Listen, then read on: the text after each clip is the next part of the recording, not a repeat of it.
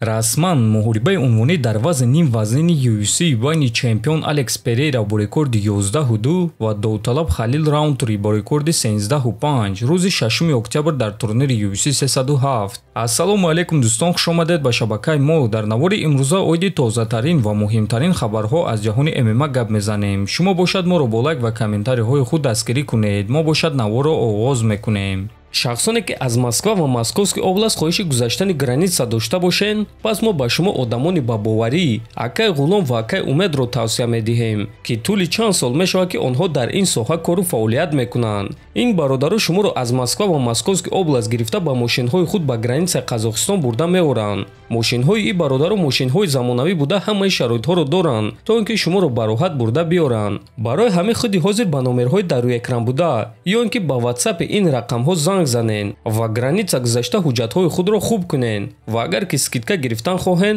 пас ҳатман аз номи канали мо Паҳлавон теҷа гап занен. Роҳи сафед дӯстон.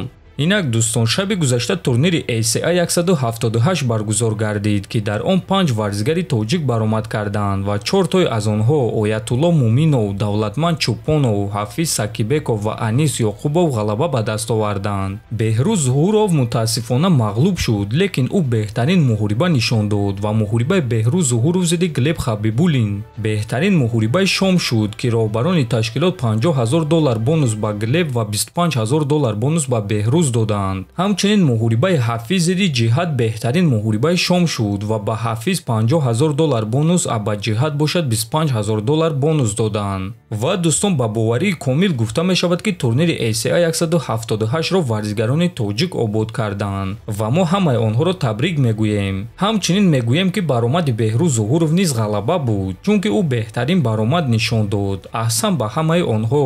муҳорибаҳои пурраро дӯстон дар телеграм канали мо Паҳлавон теҷа тамошо карда метавонед. ссилкаи телеграм дар описания ва дар якум комментария закрепид шуда. ҳамчунин дар ин турнир муҳорибаи рӯбарӯи Азам Гафоров ва Курбан Гаджиев баргузор гардид ки онҳо дар нимфинали гран-при вазни 57 кг муҳориба мегузаронанд. биёед тамошо мекунем.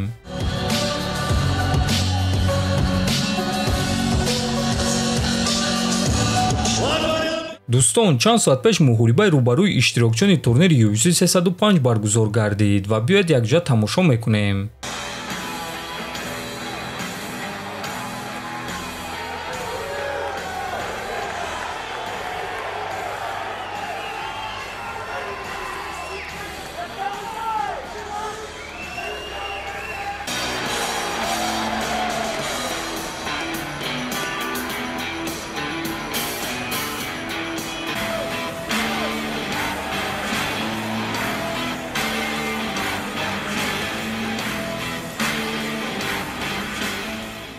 бояд гуфт ки турнир аллакай ин шом, яъне шоми 17 ба 18 август баргузор мегардад ва аз соати 1:30 ба вақти Москва ва 3:30 ба вақти душанбе оғоз мегардад. муҳорибаҳои асосии турнир бошад аз соати 5:00 ба вақти Москва ва 7:00 ба вақти душанбе оғоз мегардад. ссилка бепули пахши мустақими муҳорибаҳои асосии ин турнирро дар телеграм канали мо Паҳлавон теҷа пайдо карда метавонед. ссилкаи телеграм бошад дар описания ва дар якум комментария закрепид шуда. ва дӯстон, танҳо ба ҳамин ссилкаҳо дароед, чунки ҳозир аз номи канали мо бисёр каналҳо кушодаанд, лекин онҳо каналҳои мо нестанд. ҳамчунин дар ҳол баъди анҷоми турнири UFC 305 мо муҳорибаҳои пурраи асосии ин турнирро дар телеграм канали худ мегузорем ва шумо дар дилхоҳ вақт даромада тамошо карда метавонед. барои ҳамин худи ҳозир даромада дар телеграм канали мо обуна шавед. то боздид хонободу сарбаланд бошед.